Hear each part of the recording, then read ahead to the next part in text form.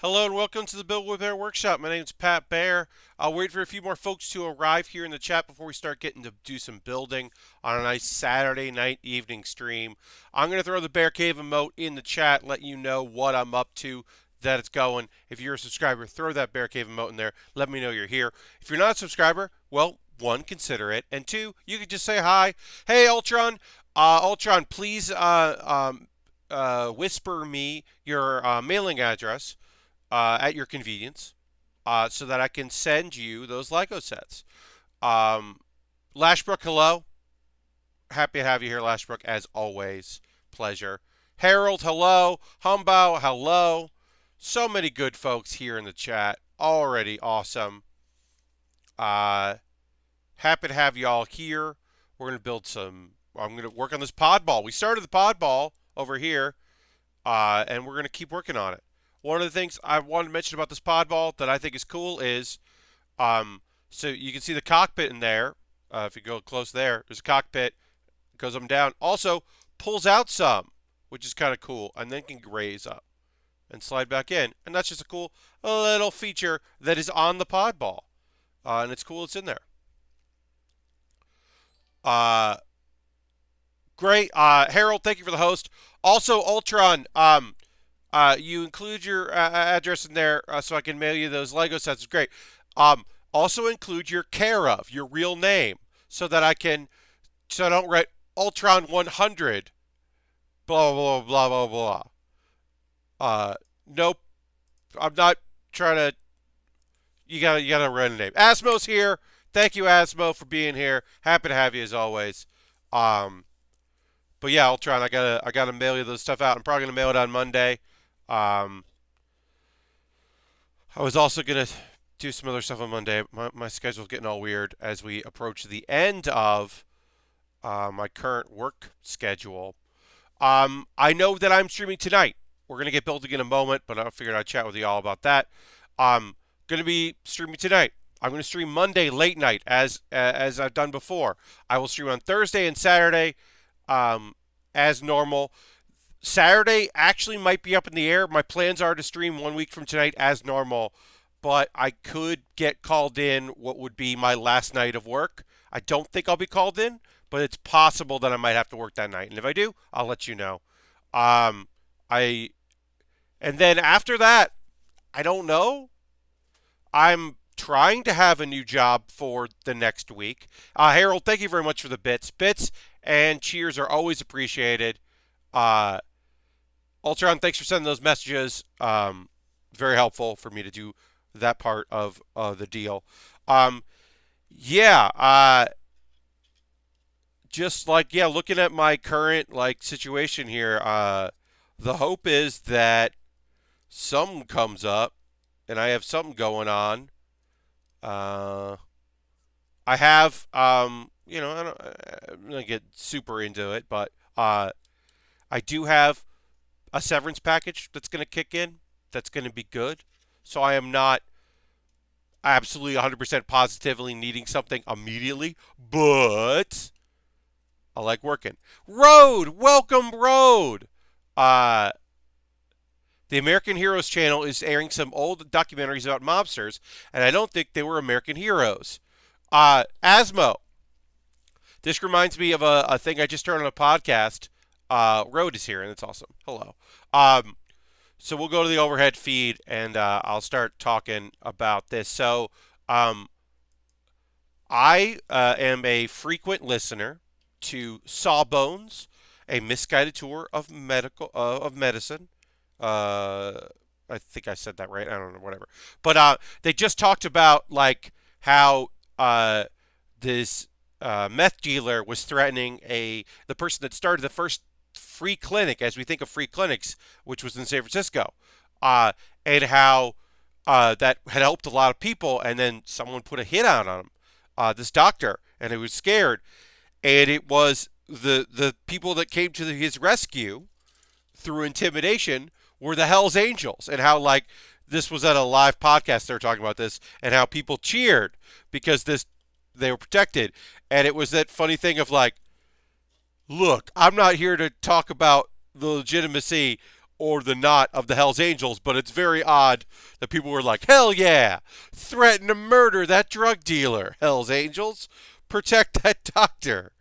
Uh, but in the same instance, mobsters were also helpful in the community. They decrease petty crime. Uh, Before they turned to selling drugs, a lot of old school uh, mafia types protected neighborhoods from drug dealers and the community from drugs before they realized it was profitable. Um, it's complicated. It's not complicated. I mean, street justice is still street justice. But it is very funny that the American Heroes channel is like, mobsters! What's up? That is pretty funny. So we're working on the Podball. Podball is going to... Look, I think we're going to finish the Podball tonight. I don't expect this to take more. Maybe it will go right to the end. But I'm expecting we can complete the Podball tonight. And then we can start the Hamma. That's right. Our next kit will be the Hamma. It's just so fucking fun to say. Thanks to one Alex Navarro for purchasing the Hamma off my wish list. I get to build the Hamma at some point. All right, so I need B, F, and C. What's that? So I'm excited to work on that kit. I mean, I'm still psyched about this kit. Don't get me wrong. Mr. Bob, 17 months in a row, using the Twitch Prime coin for me, rules. Road says, oh, that's nice of Alex. It's so nice of Alex. I was so thrilled. He reached out and let me know that was coming. Apparently, and this is unnecessary of him, but lovely, he purchased 2 kits for my wish list, which is so nice of him. So I also have another one coming. Hamma, Bahama Mama from Santini. Indeed, Santini. It is the Hamma, Bahama Mama coming to you soon. Got a rubber piece here. Got to put that there. And then my Patreon subscribers know that I have another kit that came from my wish list. A new subscription here. Gavsky. I'm probably gonna call you Gav. Gav just subscribed with Twitch Prime. Thank you so much, Gav. We're now back up plus 70. Thank you for using Twitch Prime coin. Yeah, folks, if you've got Amazon Prime, you can link it to your Twitch Prime. And basically, the big thing you get now is you get a coin you can use, so you can subscribe to someone without spending cash money. Which is cool. And then also a thing you can do is archives of VODs stay up longer for people that are have Twitch Prime. So that's kind of cool if someone you're watching stream doesn't archive in another way like I do. That is a cool feature. Asmo says Alex always seemed like good people, and I'm pleased to see evidence to that. Yes. Alex is good people. He and I get along very well, and I've always been a big fan and supporter myself of Alex, and it's so thrilling that he bought something like this awesome kit. That the thing I like to say, which I try to say, is that when I buy kits for this stream, yes, it helps me by saving money, but also gives you something cool to check out. And I think that's awesome. So buying something off my wish list is a great way to support the channel because it literally gives me something to build on the stream. Harold, I'm glad you got to meet Alex at PAX East. Gav says, no worries. I'm the Gav that tweeted you up at the SNL Dream. I can't watch much today, unfortunately, but I'll catch the replay on YouTube. Please do. Yeah, I upload every archive. It's always up the next day. So feel free to check out the YouTube streams or the archives. I always put them up, and they are local recordings, so they're often better than the VOD in some instances. which is pretty good. And also, they still live there, whereas the VODs go away because I'm not a partner. Um, uh, yes, that dream was very funny. That Gav had a dream that they were a cast member at SNL, and I was a senior cast member showing them the ropes. And therefore, it was a very good dream for me, too, because it meant that I had been on SNL for quite some time and was just being Pat Baer about it, in which I was trying to help someone do something cool while I also got to do something cool, which is pretty much my MO. Asmo says, on the other hand, Alex is 50% responsible for me starting to replay Mass Effect 2, so he's ruined my plans to get through more games I haven't played yet. I understand where you're coming from. Uh, yeah, sometimes those things can just get in the way. You have great ideas of what you're going to do with your free time, and then, nope, you're playing Mass Effect again, suddenly. All right, so what am I doing wrong here? Okay. So this goes in like this. It feeds in. Ah, okay. There we go. Just took a second to figure out how these supposed to connect. Great. It goes in there. I came in the right time for Mass Effect talk. Indeed, Epic Open World. Also, hi, Epic Open World. Happy to have you here, Epic, as always. Mass Alex was the reason I finally played through the series, and that took up all my December, early January road. Yeah, I understand. So I don't have a lot of love for Mass Effect. I liked it, but I did not love it. Mass Effect 2 was a game for me. I had a really good time playing Mass Effect 2. Thoroughly enjoyable experience. And then Mass Effect 3 I liked but didn't love. I actually didn't mind the ending, but I thought some of the DLC wasn't as good. Some of the DLC was great for the overarching fans of the series, but for actual play, Mass Effect 2 has far superior DLC, in my opinion. And when you have such good DLC in the second game, you have to step it up for the third game. You can't rest on your laurels. And I feel like Mass Effect 3 DLC just wasn't as strong. Mass Effect 1 through 3, best game series in my opinion. I mean, yes, if you're looking at just 1 through 3 as a series, I would agree. I would say the only thing that comes close is, and I'm not even a huge fan of the series, I definitely trailed off, but I would say that, this is 19, one of my all-time favorite series that I think like doesn't get the love that it deserves, that was the wrong piece, for how good it is if you count Assassin's Creed 2 as a trilogy and the other twos. I think if, as a trilogy, those games stand up like head and shoulders above many, many other gaming series. I think that the trilogy of 2 is pretty, even though, the third one's not the best by any means. It maybe adds too much extra shit, but it's still, I think it's incredible.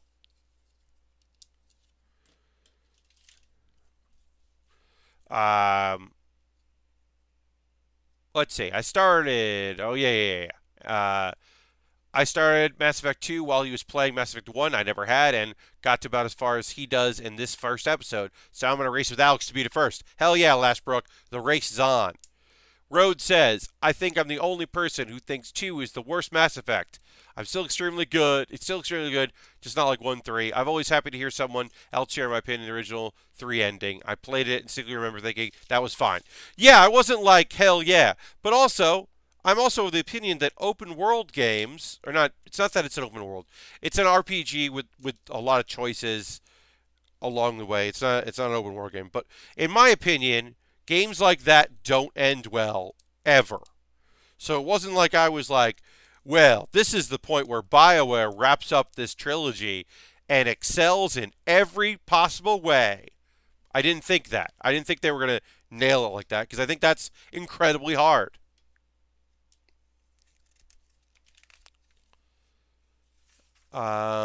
I enjoyed the multiplayer horde mode in 3, and I hardly ever do multiplayer. Ultron, yeah, I barely touched that. I'm glad you liked it. I didn't spend much time with it, but I'm glad you had a good time with it. All right, so we need 823. Yeah, this kit is just easily snapping together. It's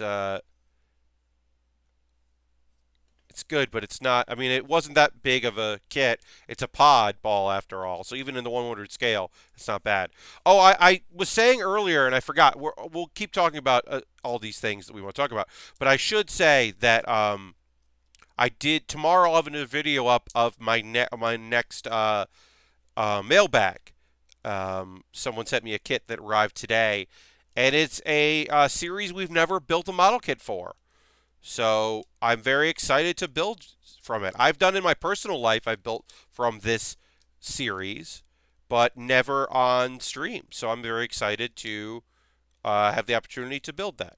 That will be in the future. Hamma is the next thing we're building.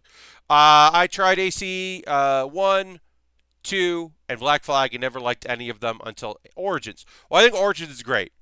I'm still way behind on Origins. I never finished it. I haven't played Odyssey, um, and I don't know if I ever will get to it. But the 3-2s I really, really enjoyed. I didn't love 3. I didn't really love Black Flag.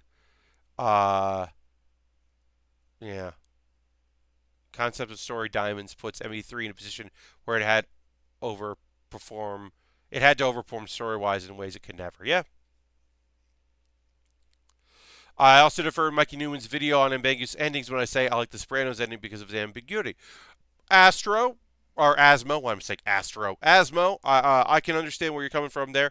Um, I don't mind. I don't mind a sad ending. I don't mind a happy ending. I don't mind uh, an ambiguous ending. I don't necessarily love endings, a gotcha ending, where you're like, oh, you thought it was this? Well, it's been this the whole time. Buh. I'm not really into that. I don't mind a twist in storytelling. I think storytelling should have twists. I'm fine with that. But I don't always love a story that is basically the end of it is just like, gotcha. I'm not here for that. You got to reveal it during the thing. Don't reveal it after the thing, in my opinion. All right.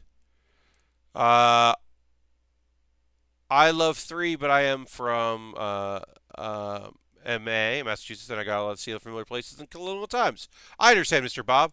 Also, there are systems in that game that make the story much better, but systems are so poorly explained, most probably never saw it. Yeah, and then Asmo says a Shyamalan ending. Yeah. Mainly, I just didn't like the main character in 3. I liked the Black Flag guy a little bit better, but like, hey, I don't have to love your main character, but I shouldn't want him to die because I'm playing him. You know, like that's a rough point when you're like, I don't care what happens. Like, oh, that's not good. A10, A10. Got some red going on here. Connor, yes. Yeah, Connor is not fun.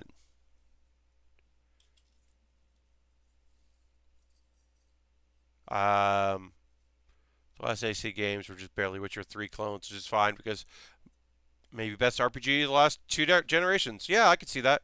Also, for Let Pat Play, my weekly YouTube series where I play games, February is Viva Mod Vegas month, where I'm playing mods in and cheats in Fallout New Vegas. Because I miss playing Fallout New Vegas, and now I'm playing it because I get to decide that. Uh, and boy, I really like Fallout New Vegas. Turns out, I really fucking like Fallout New Vegas a lot. It's a really good game, and I missed it. I'm having a lot of fun with that RPG, especially with cheats. Lots of cool cheats. Very, very good stuff. Cheats and mods, and it's fun. My problem with 3 were a mix, and only partially on the story. I liked the father-son and the Templar assassin setup, but so much of the mission design felt stale, and they were moving away from the vertical and puzzle aspect with the climbing.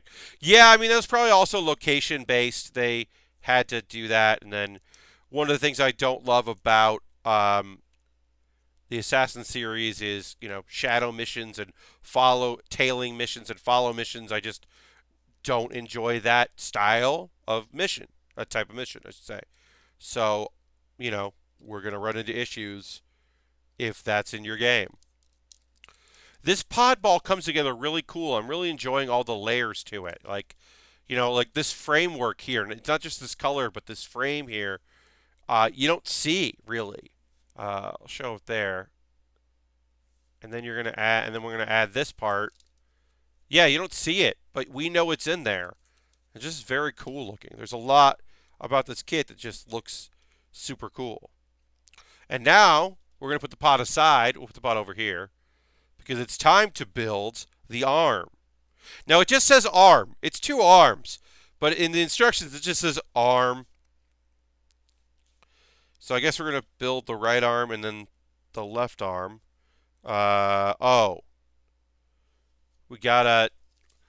We've got some wire here that we have to cut that we're going to use on this arm.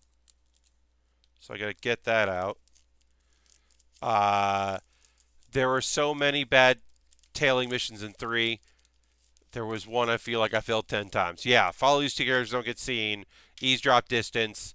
Yeah, those missions are just not fun. I just don't enjoy those kind of missions. Okay, so we want to... This is kind of a cool thing. It's hard to see on the overhead, so I apologize. But basically, it wants me to snap off this wire because I'm going to use it for both pieces here. And it's got a measuring because it wants it to be 5 centimeters. So I'm looking, and I'm going to clip it at 5 centimeters. And then the other one is about 5 centimeters. It's basically just cutting it in half, and I'll use the other one on the other arm. And then tie it in a knot, cut off the excess, loop it through, C8. I think it's going to get the effect we want. It's just an interesting choice. And I like when I'm doing something that I don't normally do in model kits. It's always fun in building. It's not quite a model, but I bought a Gachapon Zaku head the other day, and it's pretty cool. It turns into a spherical capsule into a Zaku head with a base. Lashbrook, that sounds rad. Yeah, I know it's not a model kit, but it's still fucking cool as hell. That sounds awesome. Okay, so we're gonna figure this out here. Got these 2 holes here. We got to go up this hole. And then tie the other end in a knot.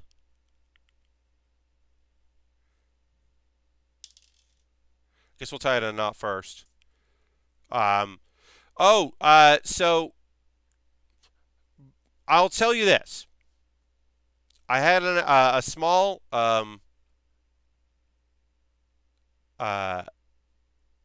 20-year-old kits. Yeah, Mr. Bob. I think that the only kit I would make that is 20 years old at this point would be I want to build the Spiegel, from G Gundam, the German ninja kit, and that is the mid-90s kit. So that is probably the oldest kit I would build at this point. It's like a big H kit. GG think move. I'm sorry to hear that, Mr. Bob. So I want to talk about a thing. I had a small accident last night. I'm fine. Everything's cool. But I dropped my phone. And normally that wouldn't be a problem because I have an OtterBox case, which I recommend highly for the iPhone. My OtterBox rules. And I've never had an issue with my phone. But I opened it up. I opened up my case and took my phone out to clean my case and clean the screen, the plastic protector, and I dropped my phone right in this goddamn corner. This is my OtterBox. It's kind of beat up. I need a new case. Um, but you can see if you right here. I don't think actually you can see it, but there's a dent there. But basically, my phone landed like this, just crack, huge crack here, and then cracks all the way down. As you can see, I don't have that anymore. So I went and I asked on Facebook about a replacement screen. I looked online for kits because the screen itself worked fine. It was the glass that was a problem. And you can buy kits and do replacements yourself. And I actually thought about it for the channel, but it was actually hard to use my phone today, and I need that. And so I met up with a person that has a list of coffee shops that they will meet you in. And then I paid this gentleman via Venmo. Took cash, Venmo. He had a card reader and PayPal, but I used Venmo. And it took 12 minutes to replace my screen. I didn't take a photo of it. I should have. Humbao, he's the iPhone doctor. You know, that's his name. It wasn't shady at all. Yes, he doesn't have a storefront, so that's weird. But I got it done. I got it fixed today. I got it messed up last night. Oh no, it wasn't Vinny Road. No. I literally met a friend of mine recommended it. There is a place near me that does phone repairs of all different phones. That's a business but they were not available. They're not open on Saturdays. So, and I wanted to get my phone done today, so I went and got that done. And fingers crossed it'll work. But I'm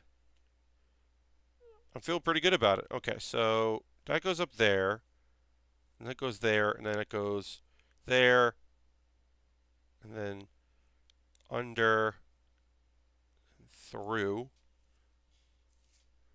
This will be a lot easier to do the second time as I figure this out here. That's pretty cool. This is looking pretty neat. This is just part of the arm that we're building here. Sounds like an episode of High Maintenance. Yes. Yeah.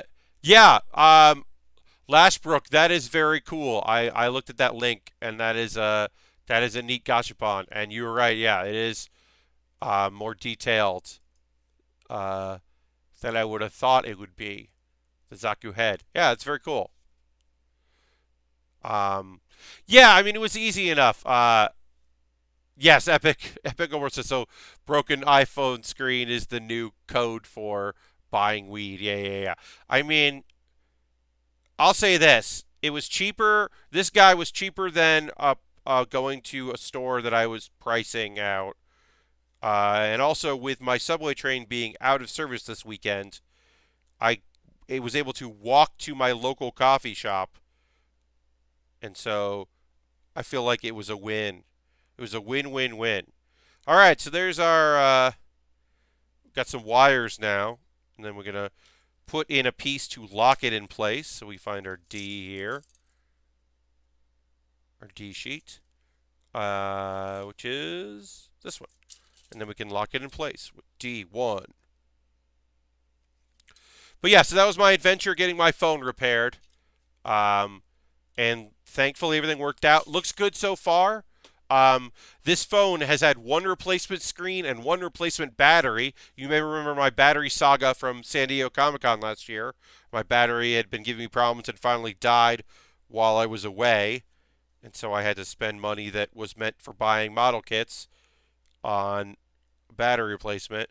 So this went a lot smoother than that. Because I only had it, it was only broken for a couple hours, which is great. because it's way past its warranty.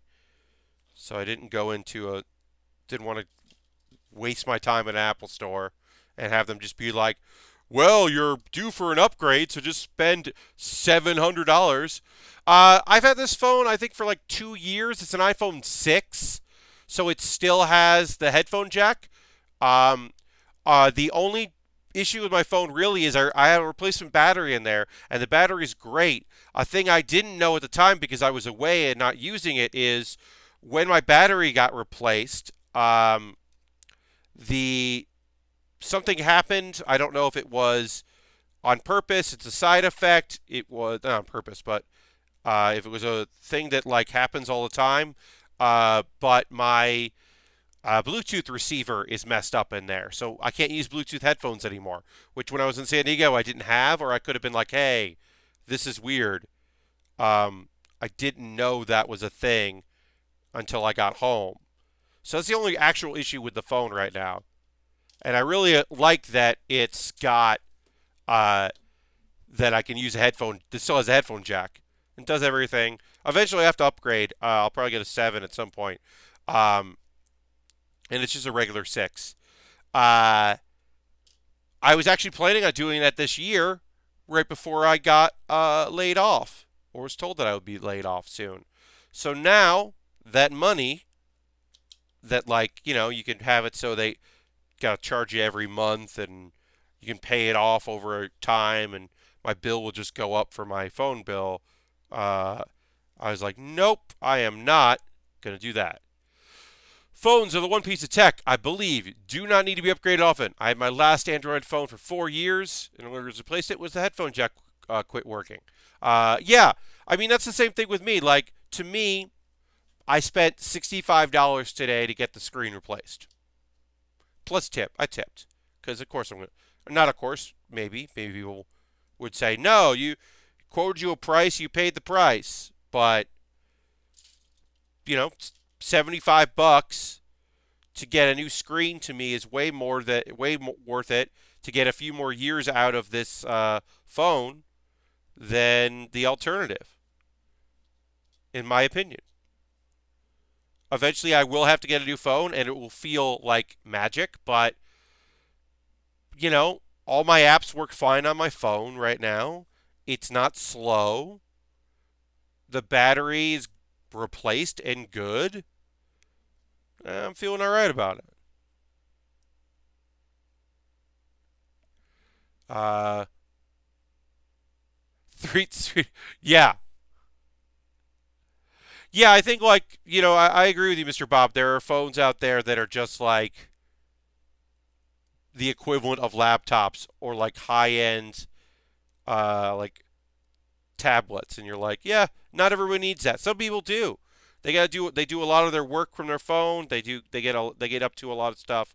They need it to be top of the line. But I've never been that person, and I'm okay with not being that person. I need my apps to work, and I need my GPS, all the apps and stuff like that, and some power, so I'm not worried about things. I do like a bit of power. And et cetera, et cetera. But yeah, uh, my point exactly. My cheap Android phone will do that. Oh, high-end PCs only used for Twitter and dank, shaggy memes. Indeed. Mr. Bob says, I'm super sad the phone as a portable PC did not take on. I have my Windows phone that I can use as a desktop PC. Yeah, I think like tablets kind of replaced that with people. And then people were like, oh, actually, we just want laptops. And then some people were like, actually, we just want web browsers. We only need netbooks. And then some people were like, yeah, I don't own a computer. I have a phone, and I have and I have a TV that I can, and a Chrome box, and I'm good. And you're like, yeah, okay. If you're good, you're good. I'm not going to stop people from if that's their thing.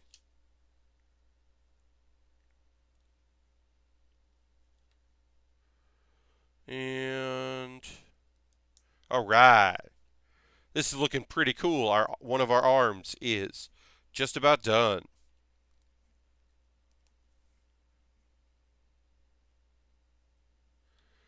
Arm on there. I love this exposed wire. It's such a nice touch. They could have just done this in plastic, but I like that it's separate and you have to route it through. I think that's an awesome touch for this kit.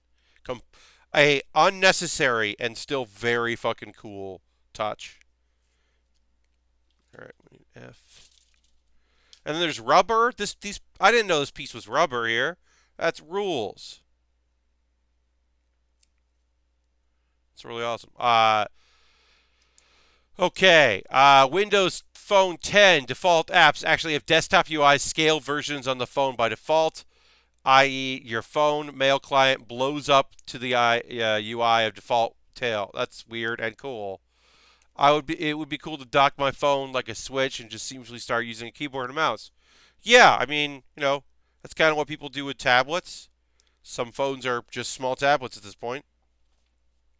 I can understand that, if that being a thing that people are looking for. I like having my phone be my phone, and I still have a second gen iPad mini. I never got a full size iPad. I never got the new iPad mini. I have the second gen iPad mini, which I love. It is mostly a YouTube and Crunchyroll player. And then also I use it for PowerPoint and slide stuff for work. So now I don't know what I'm going to be doing with it.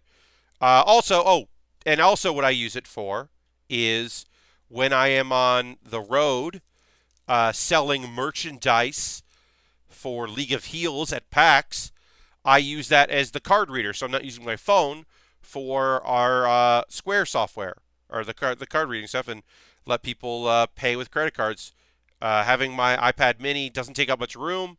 It is Wi-Fi only, but I've always been able to get on Wi-Fi, and I can always hotspot it to my phone if I need to. But then it keeps my phone for free for other things, and if I'm like getting someone to watch the booth, I don't have to leave my phone, which I don't want to do. All right, so I got a metal piece in here, which is kind of cool. Throw some real metal in this. It's pretty neat. Hello, Space Cadet. Welcome. Thanks for throwing the Bear Cave emote in there. Happy to have you here. Thanks for joining me on stream. It's everybody who's here tonight. That's 100% what this is. I want all the technology. If it's new, unreasonable thing, I'll be first in line.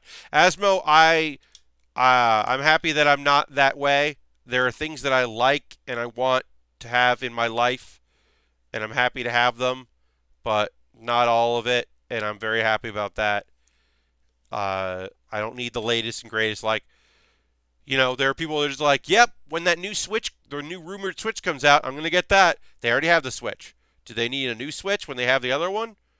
So maybe something's going on. Maybe they want to get new Joy-Cons and they can get the whole package, but if they don't need it, I don't know. But that's just me, and I know that I am an old man when it comes to a lot of that stuff. But I don't know. I also borrow a Switch when I want to play Switch games and don't own one, because buying consoles is a expense that I'd rather put into other things in my life.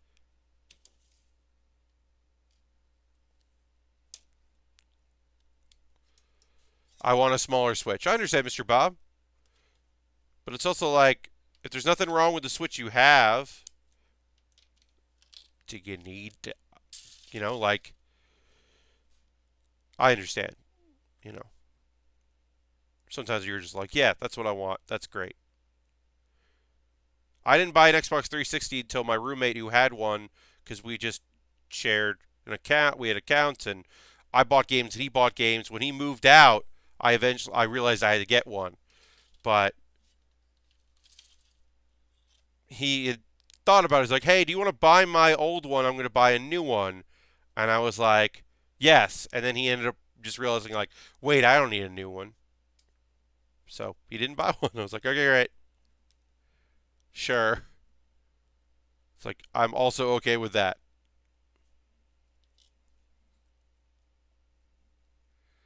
Um, it hurts when I play undocked, so I think a smaller switch would be better. It might be Mr. Bob. You should at least take a look at it, see if you have big hands. Like, yeah, and then where if you have cramped hands, whereas for Asmo, he's saying that his hands that would be bad.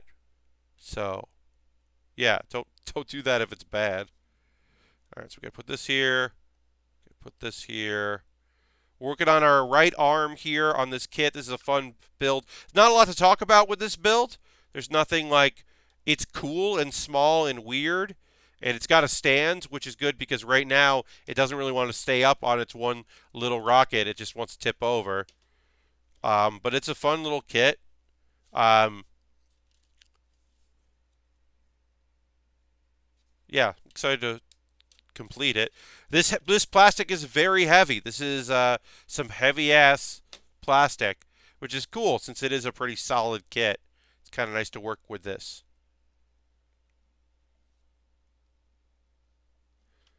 Um, the next kit we'll build, the RE100 Hamma, uh, is I've got some of it over here. It's a pretty sturdy. Like the insides aren't going to be as sturdy. I've been told this one has trouble standing up.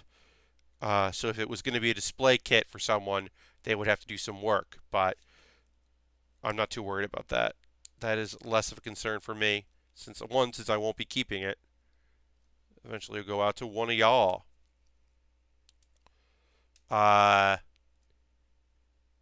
Vinny and Asmo are two fans of the Duke controller. Yep, you're out there. I don't want a smaller Switch, but a sturdier one, as this is the first Nintendo handheld to have seriously damaged. Oh, okay. Yeah, I can understand that. I definitely hurt a DS Lite. I definitely damaged a DS Lite back in the day from just manhandling it. Improper handling on my part. So I could see a very expensive handheld slash home use thing. Like I could see running into issues with that. I'd have to be very careful with the Switch if I ended up owning one. Because who knows?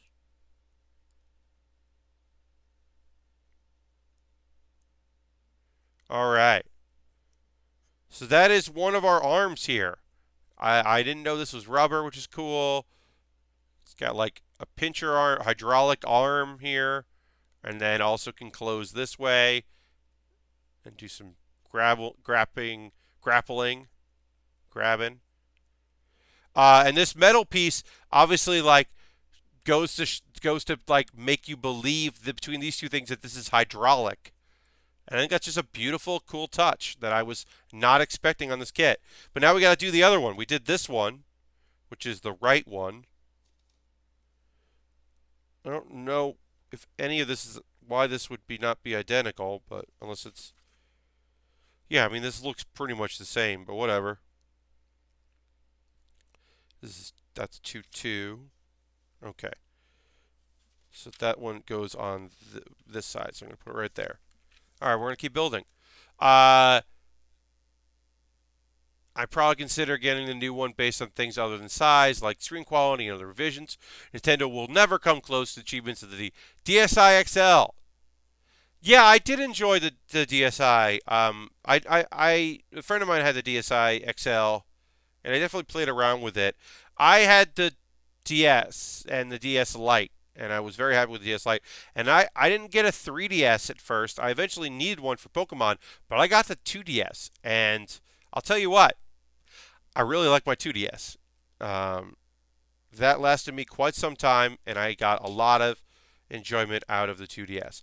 All right, so we're going to do the same thing we did before. It's just this time we are working with the same pieces here.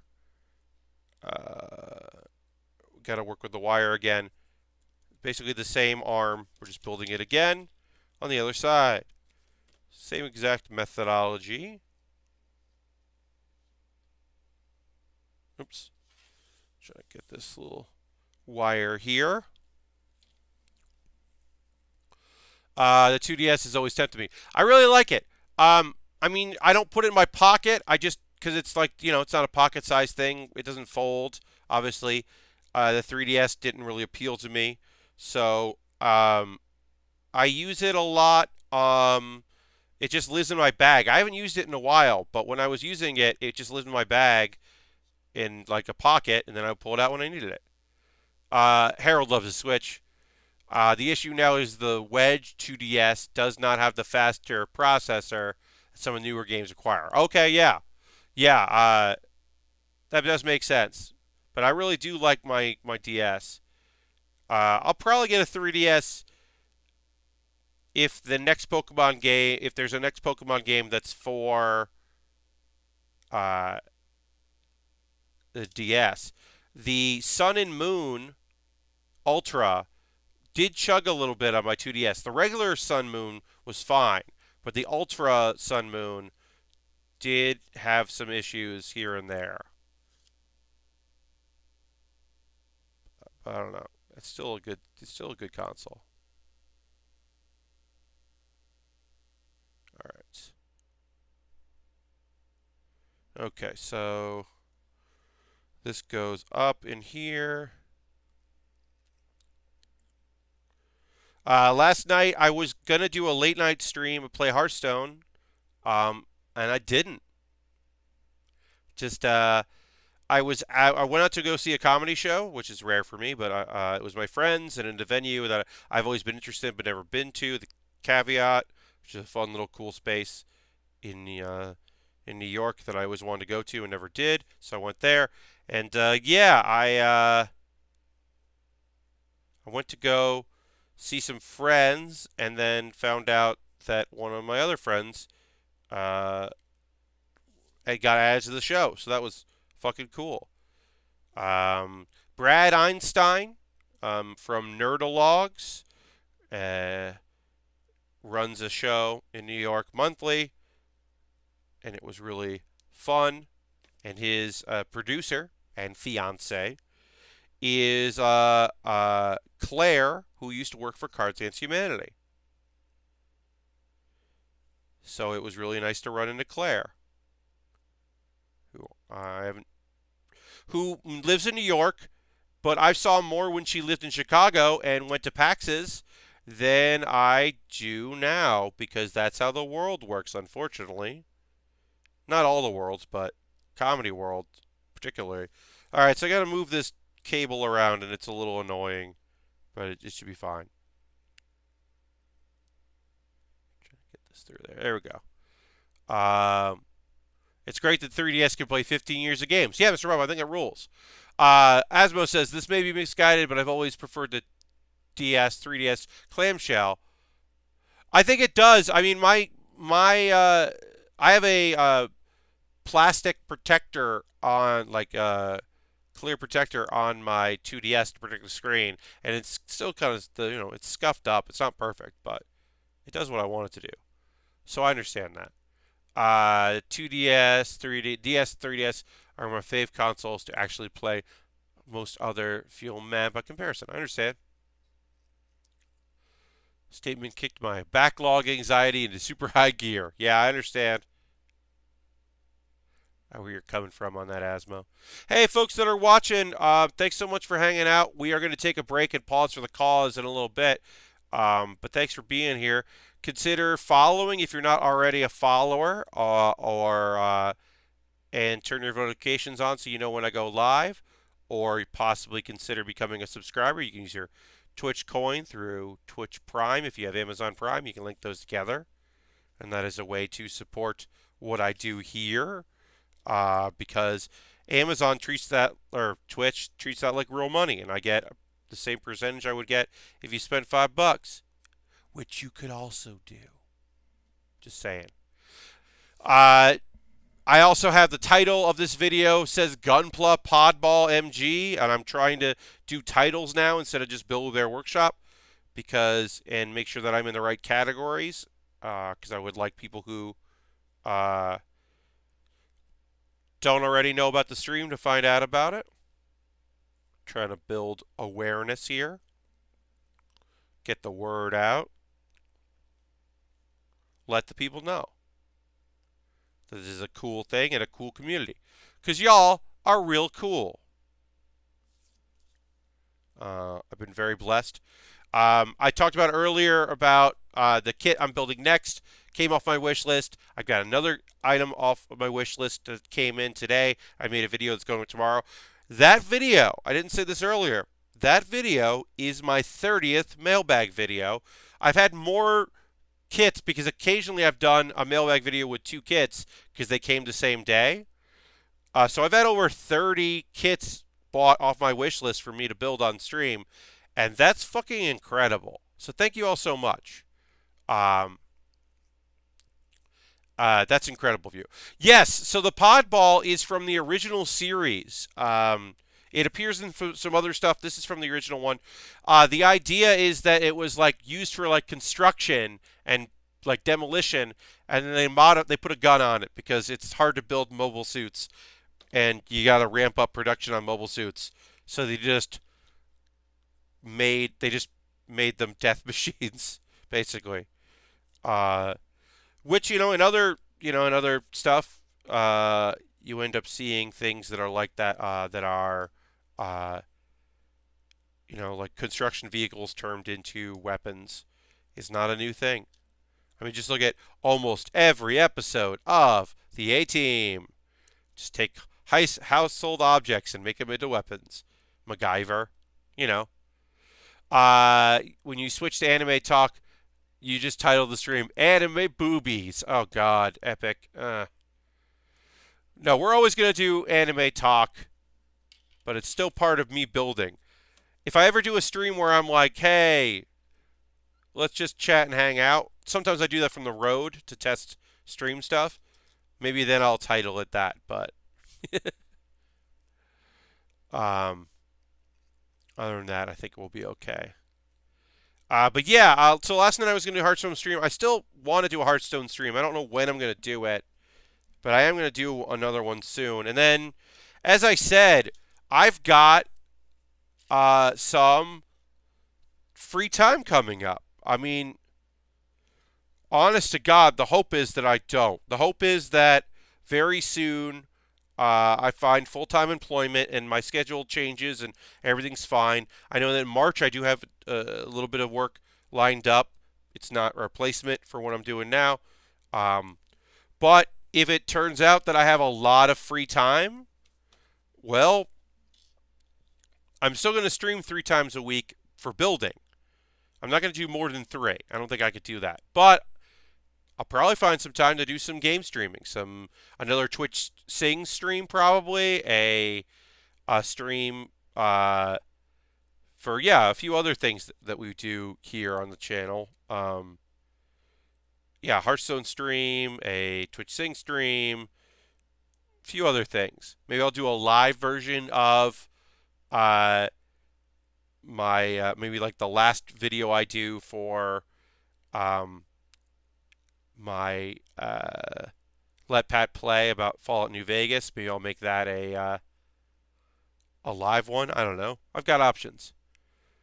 Never do a stream called Anime Boobies. You would attract all the wrong people. Yes, Epic. Yeah. The original series, they explained the Zaku was passed off as a construction equipment to cover for mass producing them. It makes a lot of sense. I forgot about that. You're right, Mr. Bob. The Mythical Hunter deck. Yes, Asmo, I know. I'm overdue to show off that silly deck. It's a new month, too, so I want to play a little bit and try to get higher in my ranking, as things are a little stagnant right now on Hearthstone. There's also a Kibler has been using an Evolve Shaman deck that uses Unstable Evolution, and there's an epic card that you get back all spells that you played the last turn. So you use Unstable Evolution a bunch of times in one turn, and then you get back a bunch of copies, which means you get to do a lot more Unstable Evolutions. And that is right up my alley. And then you can Shutter Walk, too. And I was like, that's exactly what I want to do. So I think I'm going to try to build that deck. I need a little more dust to get that because I don't have that, the main ingredient of that deck. So I got to play a bunch more and get some more dust. Craft it. Speaking of anime, I started reading One Piece. It turns out I like it so far. The art style doesn't bother me as much as the anime did. Well, Ashbrook, that's cool. The art style grew on me a lot in One Piece. Took a little while to really like ramp up for me. I mean, all shonen stuff takes a while, right? I think. Um, Turns out there's some really good fight scenes in Radiant, a show that I gave up on because it was kind of boring. Turns out there's some good shit in Radiant. Um, and I should not have just completely stopped watching it. I watched a clip the other day and I was like, oh, all right, some good stuff there. But also like, man, I've got a lot of anime to watch right now. There's a lot out there. We'll talk about that after the break because I have two shows to talk about. Three shows probably. Yeah, three shows I watched. Sometimes it's tough because a bunch of the shows I like to watch come out between Monday and Thursday. So Thursday's a big heavy day of me talking about stuff that I liked. Um, so that does make it tough to find things to talk about for Saturday because I've talked about all the other things. But I've got a few things I can chat about. And between today and Monday, there's only one show I really watch, so it's a little tough. That's tougher. But I'll still have something we can talk about. It'll be fine. It goes like this. Yeah, it goes like that. My Hearthstone time has continued to decrease in favor of Magic Arena, and watching the community rage about the recent nerf announcement, a little concerned about the direction of the game. You mean the arena only ban list or something else? Yeah, Hearthstone is in a weird spot. I haven't kept up totally with the news about some of the changes. I should get more informed. I'll definitely be more informed before I stream it again because it has been a while since I paid attention to what's going on. But yeah, I understand. It can be tough. Hearthstone nerfs, yeah. But I also don't play arena. I just like playing in ranked, and I've invested some money in packs over the years, and kind of don't go nuts for it. I don't pre-order 40 packs anymore or whatever. Spend $50 on the next expansion ahead of time. I usually buy packs here and there and try to do free packs and just enjoy myself that way. So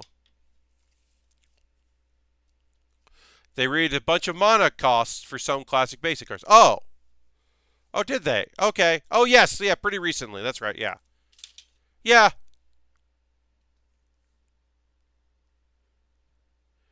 I understand. All right, we're gonna take a. I just played arena a bit more and built. Oh, that's cool.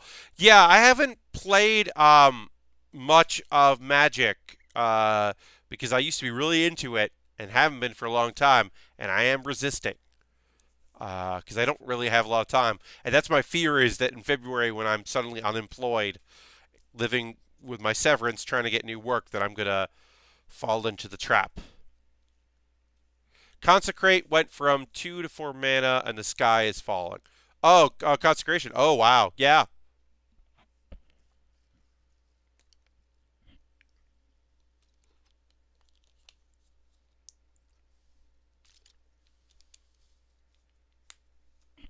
All right.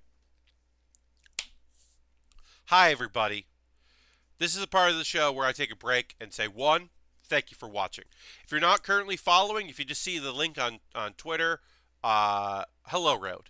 Oh, hi. You can give me a follow. Let me know what's going on. That would be great. If you're currently a subscriber, some subscribers are throwing the Bear Cave emote here in the stream. That's awesome.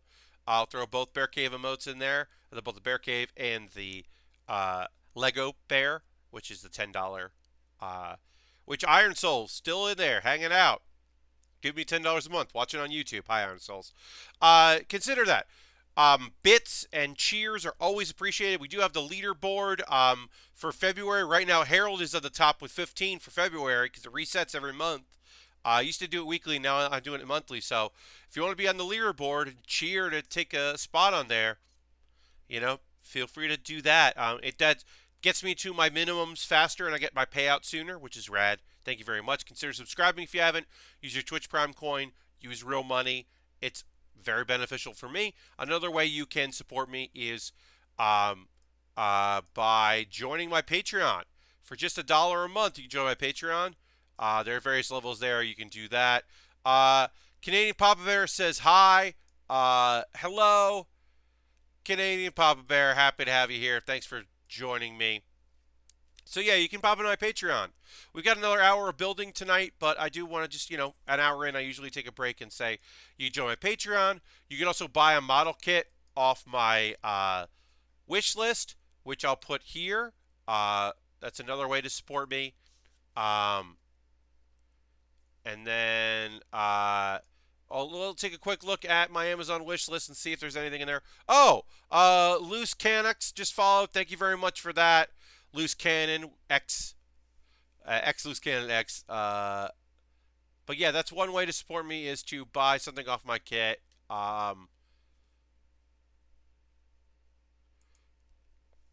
My wish list has a bunch of different stuff, and it's all really cool. Canadian Papa Bear just subscribed. Thank you so much for subscribing. That's a tier 3. Whoa! Canadian Papa Bear with my first ever tier 3 sub. Just Loose Cannon. The X's are silent. Yes, I'm sure. Loose Cannon, thanks for the follow. Canadian Papa Bear just gave me a tier 3 sub. That is the first tier 3 sub, so that's incredible. Thank you so much for that. That's fucking rad as hell. I really appreciate that. Yeah, I don't have an emote for you. I will get one. Right now, I do not have a tier 3 emote. I have a tier 1 and tier 2 emote, but you can use the Bear Cave emote. Tier 3 is a thing. It's rad, and thank you very much. Don't worry about the emote. Well, Canadian Papa Bear, if I ever get 2 people at that level, I'll definitely get an emote for that. So you have your own private emote. I inspired your streaming. Well, Canadian Papa Bear, that rules. It really means a lot to me when people either try this hobby out or, in your case, get interested in streaming. That I can encourage people to do that. That's rad. So thank you so much for that. I was talking about my Amazon wish list. You could get something on my Amazon wish list. Also, you could buy me a coffee. I got the coffee thing right there. That's another way to support the stream is to buy a coffee. This is all in the YouTube description if you're watching this after the fact. Also, on Thursday, I didn't mention, I've got the Discord. Join my Discord. It's nice. People promote themselves there.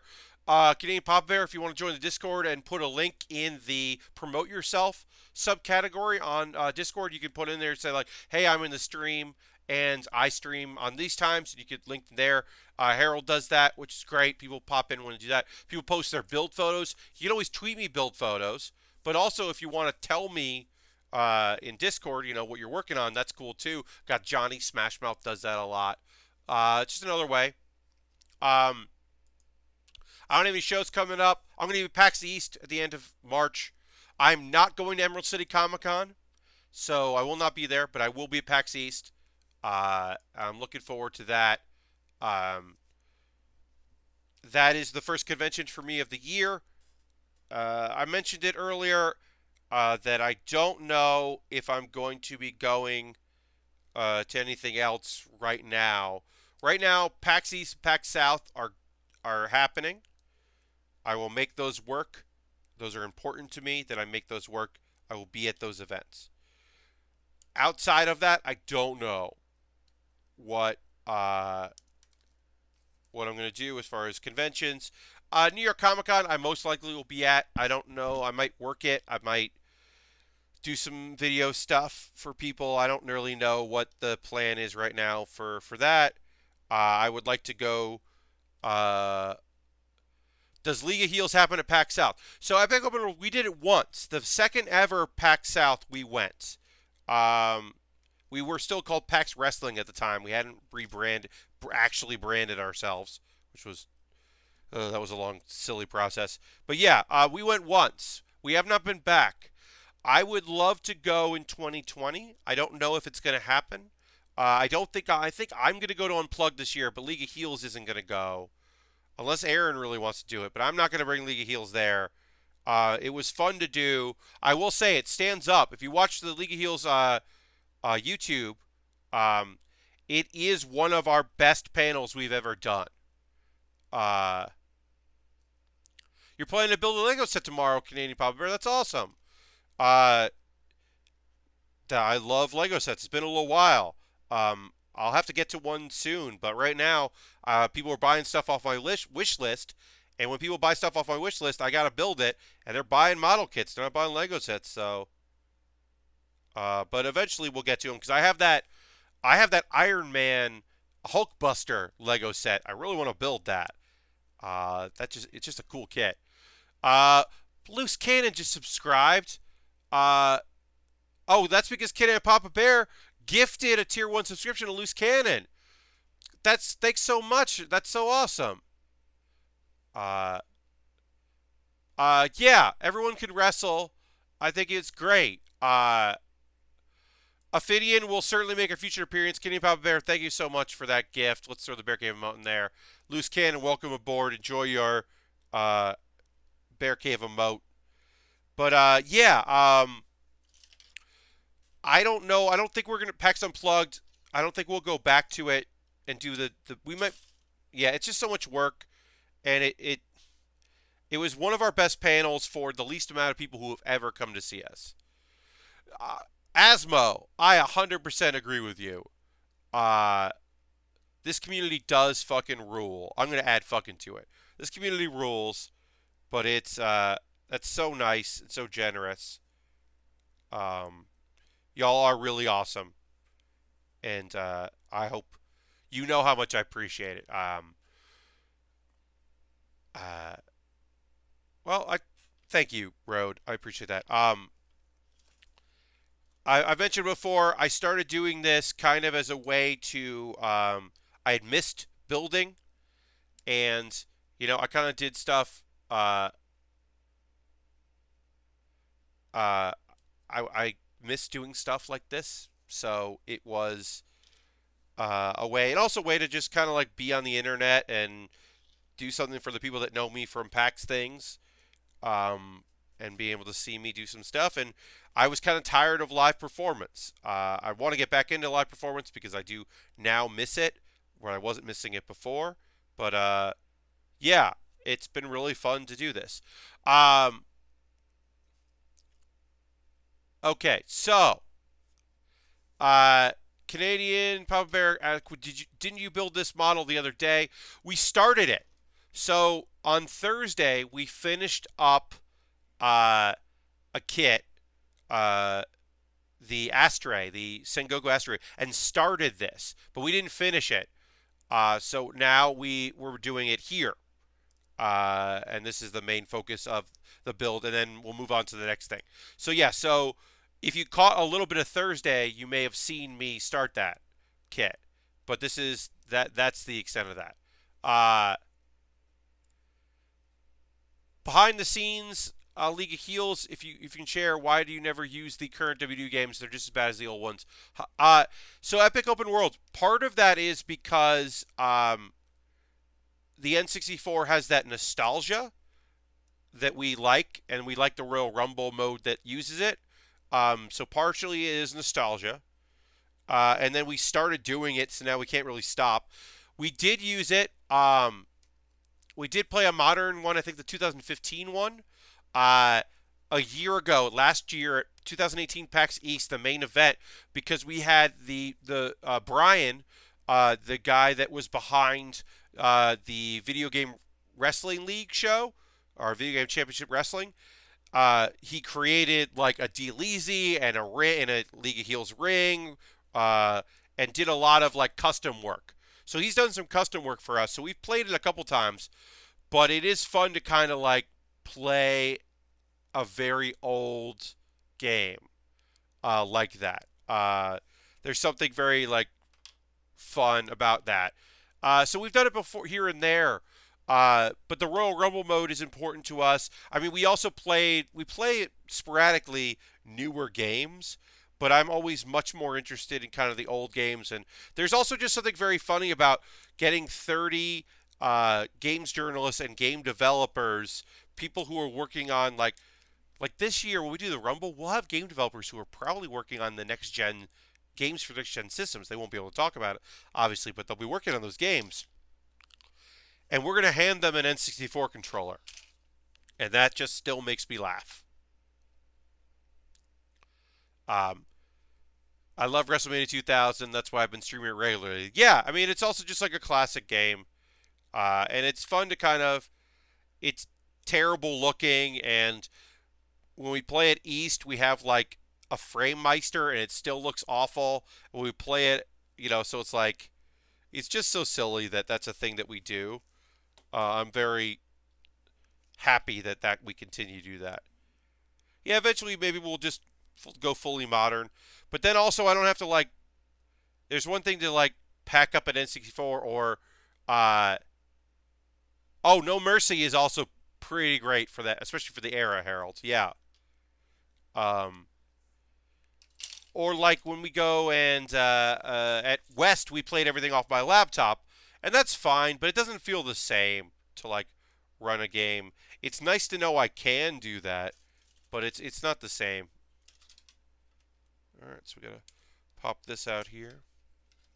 Speaking of out of turn, uh, I'm in the same age bracket as the people who were responsible for this, and those N64 wrestling games have powerful nostalgia pull. Yes. Epic says, I played all those N64 games. Yeah. Like, I'm going to be 39 in the summer. I'm 38 right now. Those games on the N64 are a sweet spot for me in college. They are. That is when I played wrestling games with kids who I also watched Monday Night Raw or, Nitro with in college. Like, that has a lot of nostalgia for me. Uh, and there's also people who are like, I've had way younger folks who, go to PAX be like, it's something really weird about watching an N64 game be played. But also, let's talk about this. That N64 could take a beating. Like, there's so much physicality on that stage, and we've never had a controller break. We've had some prop controllers fail, but no controller is ever like broken. We had like a disconnect issue at one point. The console has been fine. I mean, I've not put the right mode in, but the console has worked. Like, it can take some hits, cover it in gaff tape, tape it down, and it's gotten so much breakaway glass all over it. Epic says, to be clear, I think wrestling is dumb. I only watch League of Heels and I played those old games with my friends because it was fun. Yeah, I mean, I love wrestling, but I also understand it's wrestling. Like, it is pretty dumb, but I still love it. So, and I'm also like one of those people that's like, yeah, you don't like it, you don't like it. I'm not here to change your mind about it. I think live wrestling is incredible. If there's an independent wrestling show that happens in your town or comes through your town, I say go to it. Even the ones that are just trying to be the next ECW or the next WWE, the ones that like take it too seriously and don't, it's like yeah, they're still really enjoyable. They're still physical, incredibly impactful, artistic performances. And if something like Chikara comes through your town, go see Chikara. If Chikara ever comes to your town, or you're ever in Philly when they have a show, you go to a Chikara show.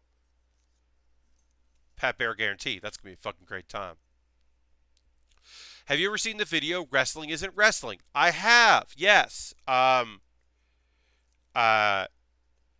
think it's a good storytelling medium. It is there's something like a lot of thought and effort went into it. There's some parts of it I don't that are a little hit or miss with me, but in general, I do think it's a good window into the world uh, for folks to check out. Um, but yeah, I think there's some independent wrestling out there that's just so incredible that people uh, don't know they'd be a fan of.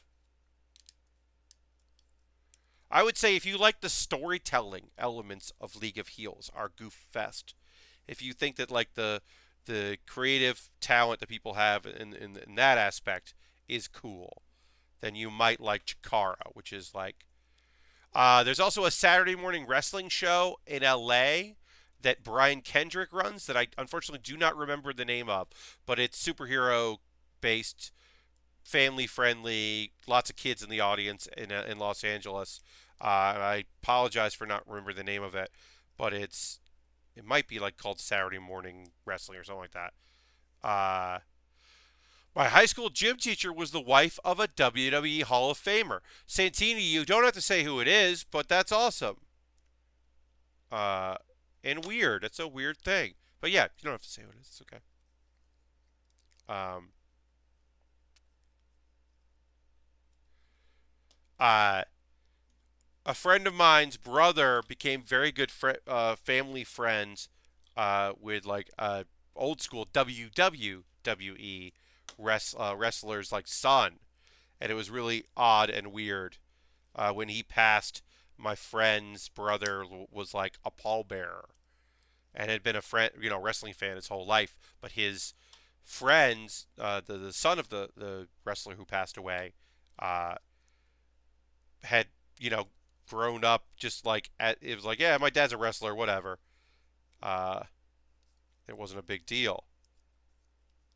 So I thought that was always interesting. It's a strange world.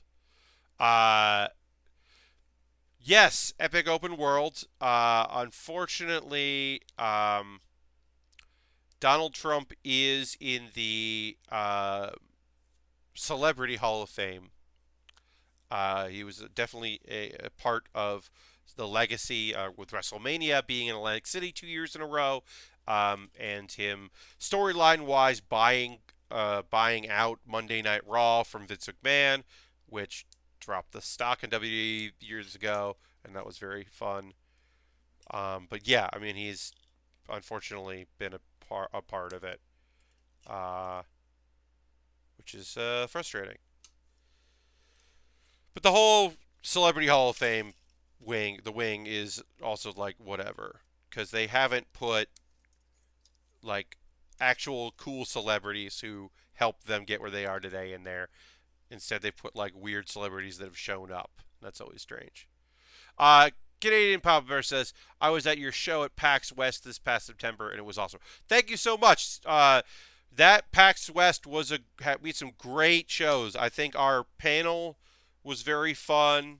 I think that outside of the fall that Kate Welch had, and she was okay, but she fell, and it made it weird for improvised postmortem. Uh, but yeah, I think like that was a good postmortem. I've got a good lineup. I'm gonna do that in. I'll definitely be doing that at PAX uh, East. I mean, I don't know exactly when it'll be, but yeah, that'll be a good one. Cyndi Lauper's not in the Hall of Fame. I don't know if she said no or they haven't asked. Um, she should be in the Hall of Fame. And was it who is it? NBC. It was an NBC producer. Uh, there's an NBC producer that put up Monday night, like Saturday night programming, uh, and put up Dick Ebersol. Dick Ebersol isn't a flashy name, but Dick Ebersol should be in the WWE Celebrity Hall of Fame. His interest in wrestling has such a huge he has such an impact in the business that it is. Dick Ebersol, yeah, Dick Ebersol greenlit primetime wrestling, and the Saturday night wrestling program, the Monday NBC, any NBC wrestling that happened is because, like, on the off SNL weeks, they would show wrestling in that slot, and that's Dick Ebersol doing that. It was huge, huge for WWE at the time. Uh, yeah, they would tape stuff out of Madison Square Garden. Uh, yeah, and the sports programming, I mean, he's also part of some other stuff, including the XFL. Uh, but yeah, Dick Ebersol is incredibly important to the history of professional wrestling. Um, and Cyndi Lauper, I have to imagine Cyndi Lauper had said no, maybe? I don't know. But her not being in the Hall of Fame is a shame. Because she was so important to rock and wrestling.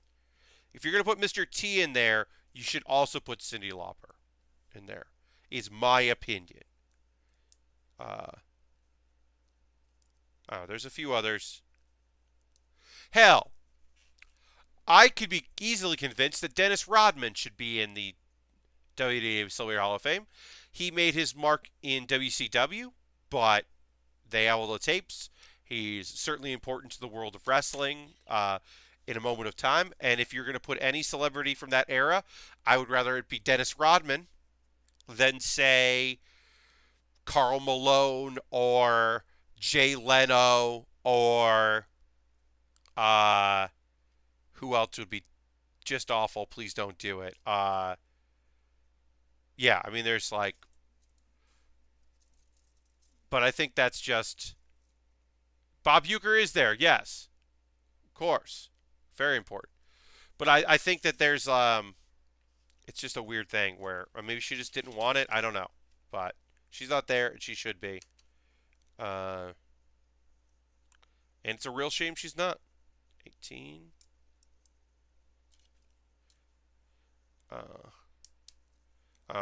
Also, Madison Square Garden should be in the Hall of Fame. The building, the Madison Square Garden building, is so important to particularly WWE and wrestling in America that it should be in the Hall of Fame. Put that in the Celebrity Wing of the Hall of Fame. Just like induct the building. So goddamn important. I haven't been there in a while. I mean, I don't usually go to live performances. The comedy show I went to last night was like the first one I've went to in a really long time. Like, I stream 2 nights a week now. Pat is in the building. I know it's a building. It's a celebrity building. It's also incredibly important. I think the Cow Palace. I think the home of Stampede Wrestling. There are certain buildings that should be included and make up for, so fine. Have a building wing of the Hall of Fame if you don't want to be a celebrity. But there are spots in this country and in Canada and in Mexico that are so important to wrestling that they should be in the Hall of Fame. Ionized. Galvanized. Totally and completely necessary and incredible. Feel like equally possible that Lauper turned down WWE or they never asked because their record with him is I mean, the thing is that, like, even though their record is they still want that publicity. They still want Cyndi Lauper to show up. So she's maybe been like, but I don't know. I don't like I said, I don't know. Yeah, or it's just like waiting on it, They're waiting for her to do something in the pop culture so it like makes sense for her to come in. All right, we've all but finished this ball. We're going to build the base because it comes with a base. So you can have the Rockets here doing its thing. You can also clip on this. Obviously, we're going to obviously. So what is your building? So this is the pod ball. We're just about done with the pod ball, which, this doesn't. Okay, we'll do like this. So the pod ball is basically it's expensive to build giant mechs and mobile suits. So they modified in the original series. They modified mining equipment like these balls that were used for construction and mining. To they put different weapons, and there are different versions of it. We can see that here in this. You can see that there. The different kind of versions of it, and this is the version, the Verka, like the RB79 mobile range support type. This is the mobile pod ball. Yeah, it's just a cool little, very silly thing. But someone brought it up like months and months ago, being like, "Hey, you should build one of these," and I was very excited about that.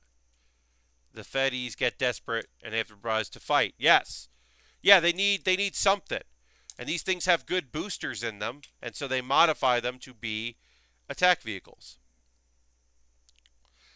This is not big in the lore, like you're totally forgiven for not immediately being like, oh yes, the pod ball. I just thought it'd be a fun kit to do. I mean, this kit we're going to be done. This kit, we started on Thursday very briefly, and I'm going to finish it now, and then we'll get started in the last half hour on the Hamma, which is from Double Zeta. Only one Hamma was built. Double Z, the old Double Z show. But yeah, you'd be forgiven for not knowing anything about this silly thing. I love that it has a base. I think that rules. We don't often get bases in our kits, so that's cool.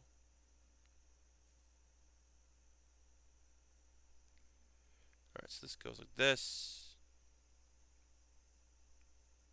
This goes in there.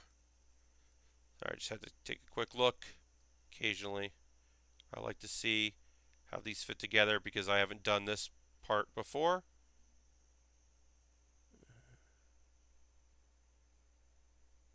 Okay. Also goes in and then down. I got it. Okay. Sorry, that took a second for me to figure out. Gotta go in, and then down, and then locks in place. Got it. Yeah, this was a fun little kit, but like I said, I knew it wouldn't take too long. It wasn't expensive, and it ends up being a pretty cool looking odd thing.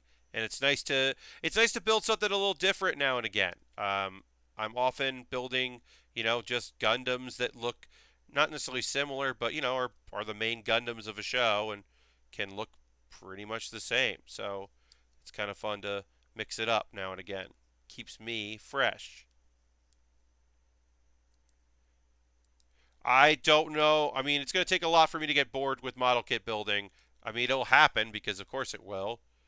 I'll have to switch things up eventually, but that's kind of why I started doing Lego sets as well, because if I get sick of building models, then I can switch to Lego, and if I get sick of Lego, I can switch to models, and I'm trying to find new series. The thing that came in my wish list today, as I said, off the wish list today, and I'll build tomorrow, is something that I think people are going to really like in the future, because it's a series, like I said, we've never built. All right, so that's it. This sits.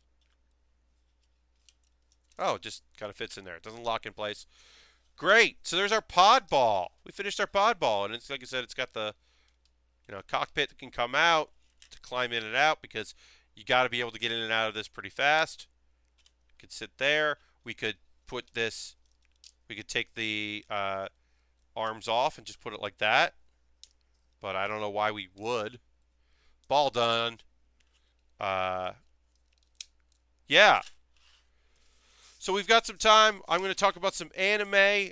So it didn't have any stickers. It does have some decals there. The water ones, which I'm not putting on because I don't do those. But yeah, its gun has some movement here. Not really a lot. The arms have a lot of movement. I'm going to open the secondary claw arm parts. These pop off, and you can shoot them off. I love, as I said, I love the metal part here. It gives it a hydraulic look. I think it's really a sharp kit. But that's the pod ball, which I'll take a photo of later. But yeah, now we're going to move on to the Hamma Hamma. Hamma Hamma has a couple stickers. This is the RE100. It's the Reborn line. So basically, the Reborn line, the idea is, this got some cutting I'll have to do later too. The idea is that it is a kit that's so big that they can't do a master grade of it because it would be so expensive. So they don't do a master grade of it. Instead, they do the Re100, which is the re-release. So it's not a high grade on the outside, but it might be a high grade on the inside. And it's just a cool looking kit. I think the colors are rad as hell. We're going to switch over to this. We'll update the name of the title. Hamma or RE100. Hamma Hamma. Also, I get to say for a few days, Hamma Hamma.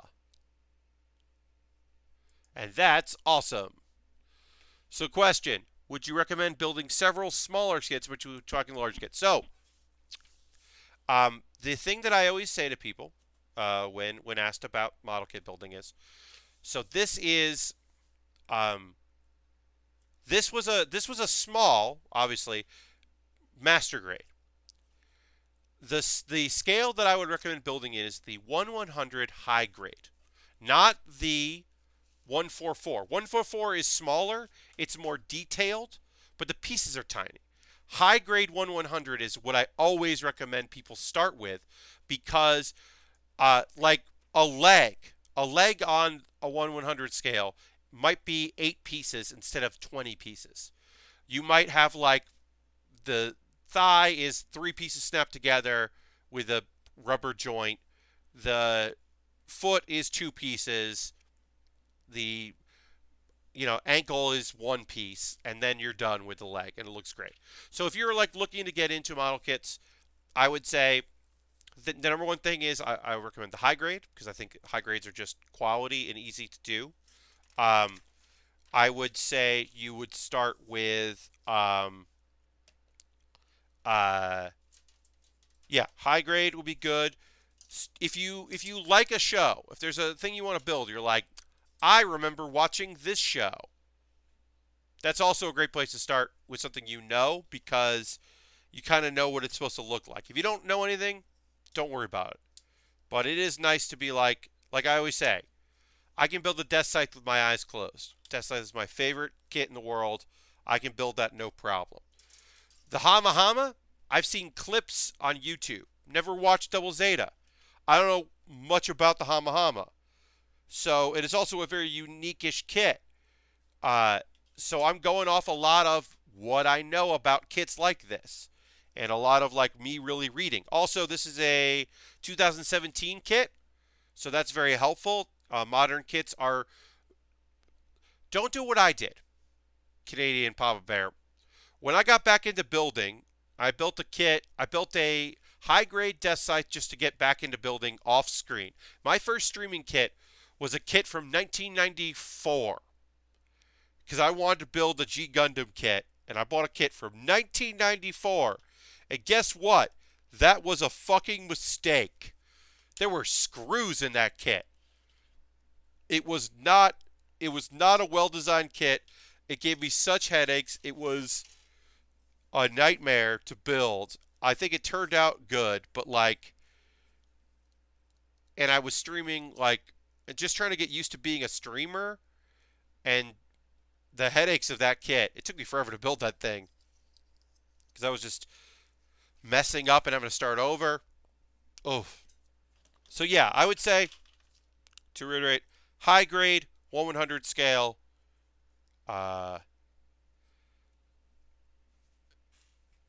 Ultron says my first kit was an old new Gundam from Char's Counterattack. Yeah, all the screws. Yeah, so many screws in that era of the 90s.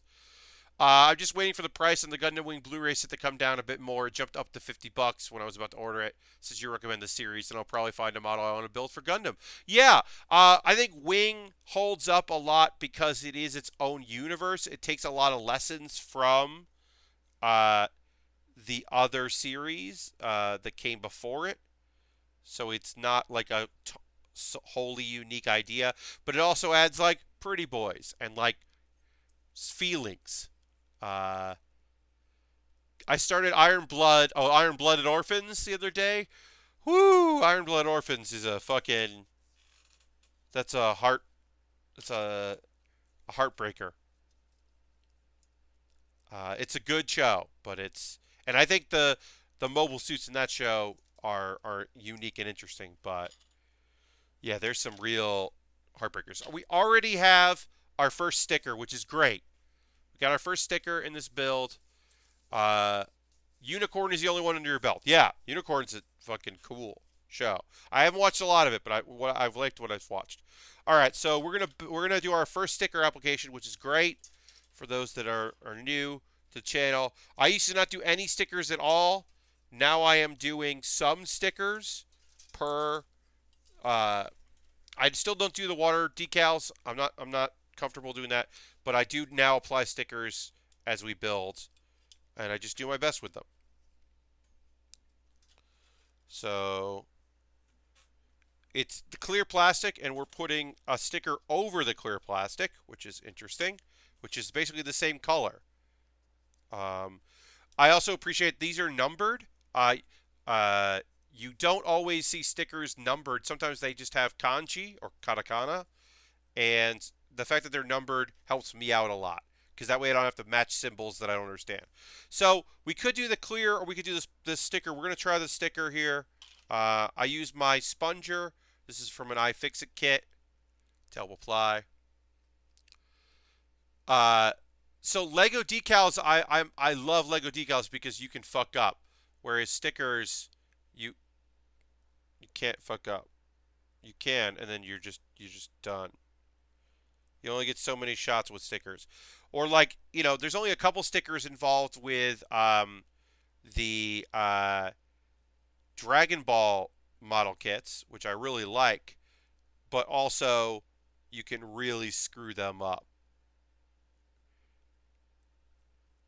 Like you got to put the Roshi symbol there, the turtle, turtle sensei on there on the robes, and if you mess up the sticker, then that's disrespectful.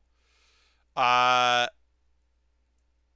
TheLong.net is a good resource to look at what each kit is made of. Only problem is that it's all in Korean, so the regional translation of the reviews can be a bit iffy. Yeah. Canadian, they don't have a lot of stickers. Like, I think Android 18 had a mouth sticker, and she had like the red ribbon sticker on the jacket, and I think that's it. So not everyone has stickers. Okay, so this sticker I don't love the look of. I think I might have preferred the plastic, but we'll keep it for now. I can always take this sticker off. Because I don't necessarily love how that looks. Or whatever. I love these two different shades of green. I think they really pop. You can't really tell on that side, but I think this one. Yeah, I don't know if I love this sticker.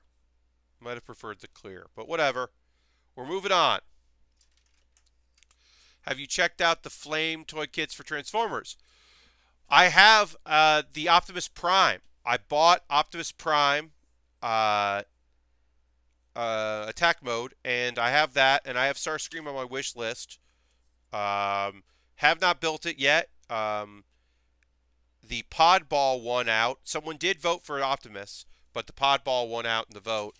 And then because Alex Navarro bought this, and then I have another kit, like I said, that came, it'll be a little while before I go back into my stock, because the goal is that, like, hey, if you did me the huge honor of buying something off my wish list for me to build on stream, the least I can do is have it jump the line.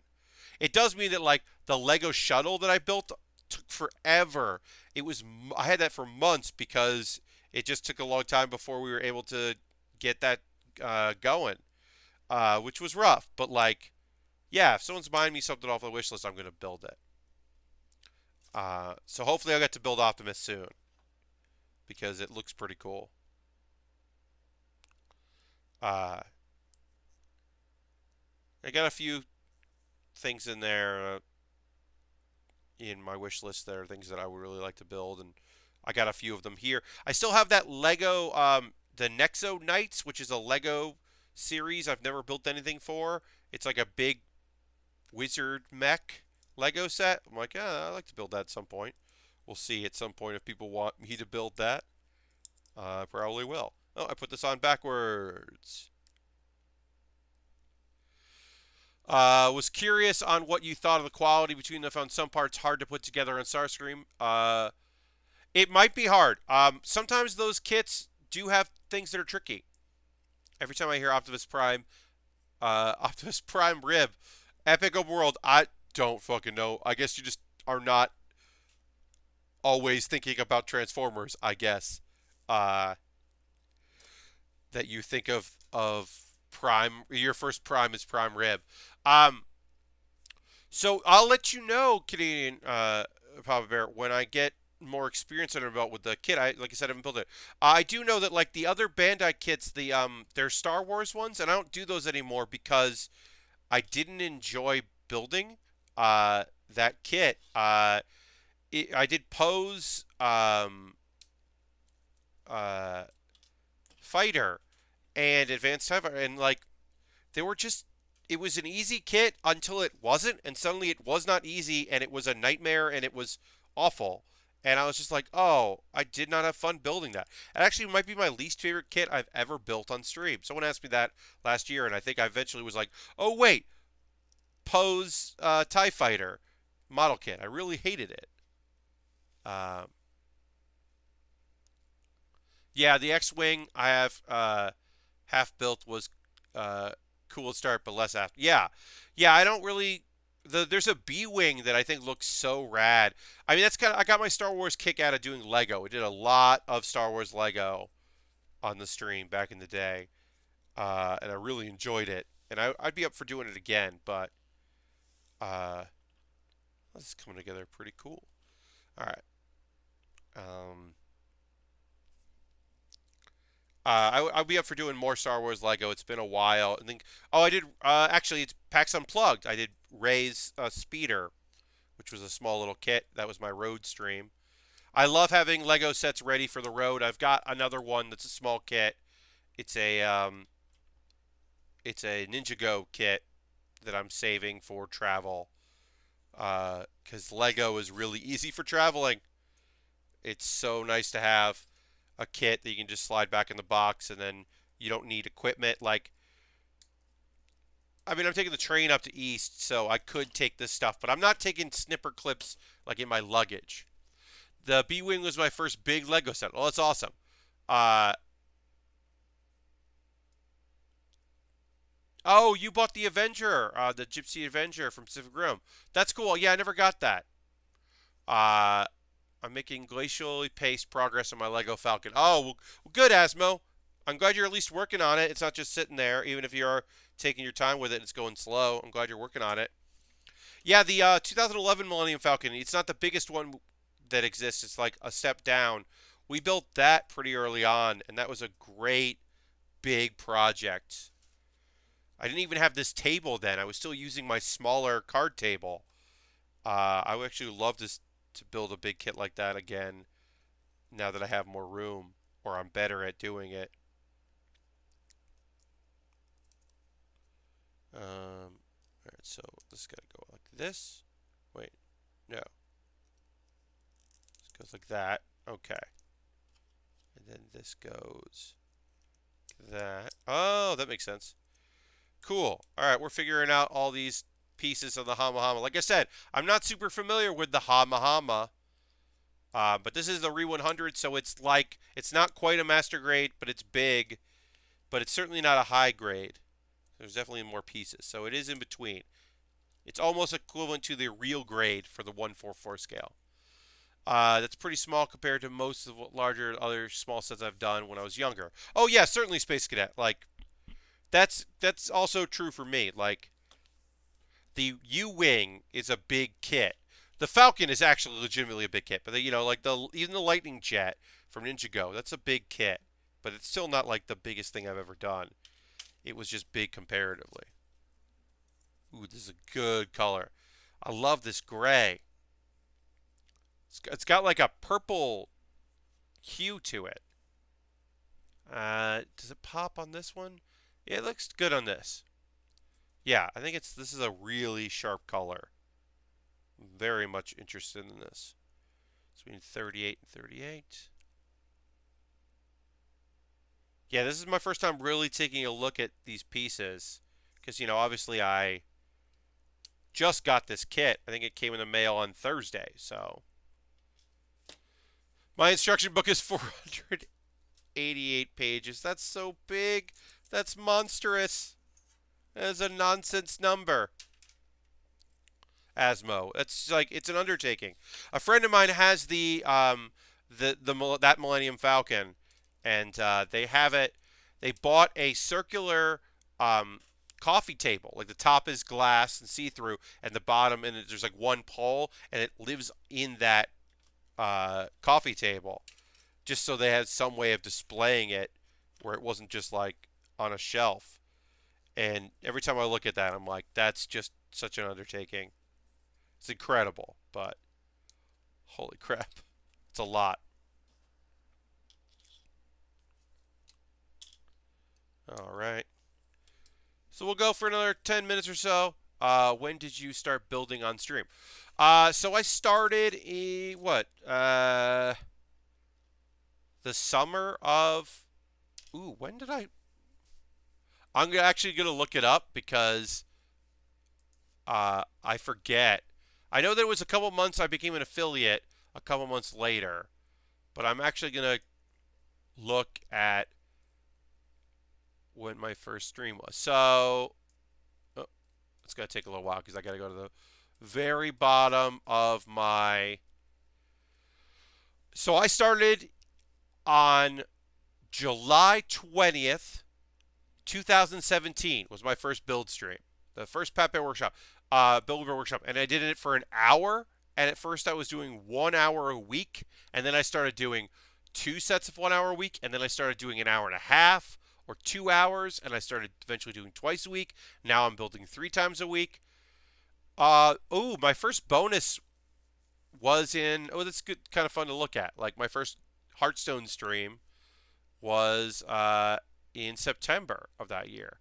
But yeah, it took me a little while before I started really amping up. Now I'm building 6 hours a week, and then a couple months later I became affiliate.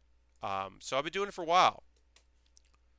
Uh, Asmo says, to be fair, it might be closer to 430-ish pages because there's 50 pages of history and making of stuff. That's a lot of history and making of stuff, but still, it's still a big book. You don't have to, you know, it's still a lot of a kit. Oh, that's awesome. Yeah. I did it twice, then took till January 2019 to get back into it. Yeah, I could see that. I mean, it's things get in the way, and so it's not for everyone. I've really loved doing this. At first, I was streaming on location because I could not stream from home. Then I figured out a way to do that. Um, and then I was streaming in my living room for a bit because I had to be wired on my laptop. And then my computer died. Built a new computer that allows me to stream on that. So I stream on the computer here. And then my laptop is for like travel. And I can do it on the road. And because there was the other day that I did that. And I will do that now and again when necessary. I will do road streaming when absolutely necessary. But, prefer to do it here. But it's nice to be that I can stream like, when I'm traveling. Makes life a lot easier to be able to do that. And like I said, my schedule is on my Twitter, twitter.com/BatBear. Next Monday, 1 a.m., which is technically Tuesday. I know it's technically Tuesday, but whatever. Give me a break. Uh, I will be streaming again. Uh, my next stream is, yeah, Monday, 1 a.m., so a late night stream. That's Eastern time, which might be the last late night for a while. I'm not sure what I'm going to do after that. Um, but next week will be the normal schedule. I am going to find a time for Hearthstone stream. I don't know when that's going to be. Uh, that I might even just go and rent space again and just do it in the daytime because I can't do it from home. Right now, my internet is not allowing me to stream from home during the day. Uh, just Twitch is just not cooperating, which is very frustrating. I would love it to just fucking work during the day, but it is not. So I have to figure out an alternative. So hopefully I will.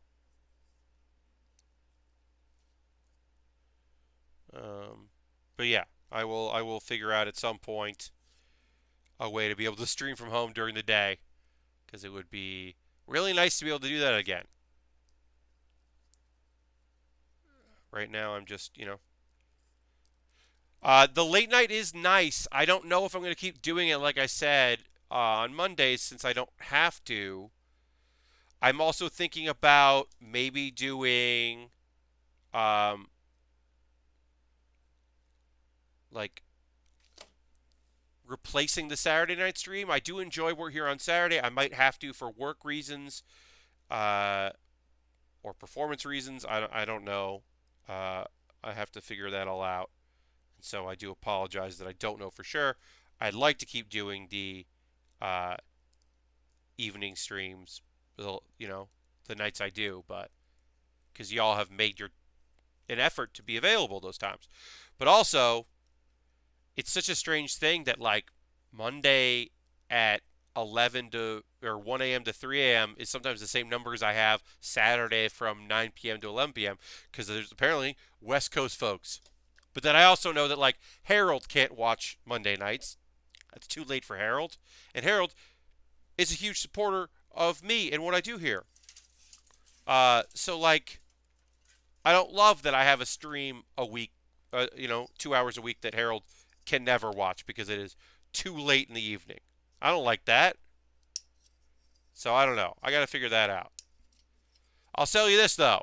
If I get a day job, if I get a 9 to 5 or an 8 to 4 or a 10 to 6, that will be the end of late night streaming. Guarantee you that. It'll be 9 to 11 and then I will be turning in as soon as possible. Upload and turn into bed because if I got to be up early in the morning, like right now on Monday, I'm going to sleep. Lashberg says, yeah, that's too late for me, too. I understand, yeah, East Coast folks, I totally understand why that stream is tough for people. I do like having an alternative. That was the original idea, was going to be an afternoon stream. Just an alternative, but can't stream from home right now in the afternoon, so not doing it. All right, I'm going to do one last step here. I'm going to do one more sticker, and then I will wrap up. So I need H2 or H9. One more sticker here. Since I did the other sticker, I'm going to have to do this one. It's going to be a tough sticker to get on, and we'll go there. You're pretty much the reason I don't stream on Thursday or Saturday. Well, Harold, that's very nice of you to say. I really like Thursday. I'm going to keep doing Thursday as long as I possibly can. I really do enjoy Thursday night streaming. I think it's a great spot of like a good crowd, and it's early enough for folks. Space gets taken off. You have a great night too. I'm just about to wrap up. I'm going to put a sticker on. I'm going to put this in there, and then I'm going to attach it, and then we'll be done. But yeah, Thursday's been a sweet spot. Saturday is definitely a night that I also have been thinking about maybe Saturday would be the night I should do late, right? If I suddenly don't have to work on Mondays, maybe I do Monday 9 to 11, and then Saturday is the 1 a.m. to 3 a.m. stream because the East Coast might be interested in that. a little late night, and then I could like go do a show and then come back and stream, which I can't do if I'm at 9 to 11 Eastern time. I don't know. I've got options coming in, and I have to think about those and weigh those out. But I'm not ready to make decisions yet, so don't worry about it. All right, we've gotten some done here. We're going to wrap that up. Asmo, thank you. This was a great chat. I didn't even talk about anime tonight. Here's the anime talk, real quick as we wrap up. Everyone is sleeping on Endro. Endro. It's the only show I'll talk about tonight. I'll talk about the other ones later. Endro. Everyone is sleeping on it. Don't sleep on it. If you like RPG style fantasy anime that's also slice of life, if you like friendship and fun people and like cool character work and a light breezy show, Endro. It's 4 episodes in. It's very good. Thank you all. Thanks for being here. I really appreciate it. As always, this has been the Build with Baer Workshop. I've been Pat Baer. We finished the pod. We did some work on the Hamma on Monday, 1 a.m. Eastern Time. We're going to keep going with this. Thanks so much. Like and subscribe and tell a friend and cheer and do all that. Thank you, everybody. Thank you so much to everybody that hung out tonight. Canadian Papa Bear, thank you so much for showing the love. And I can't believe I got a tier 3 subscriber. That's cool and new. Anyway, I'll see y'all later. Have a great one. Bye-bye.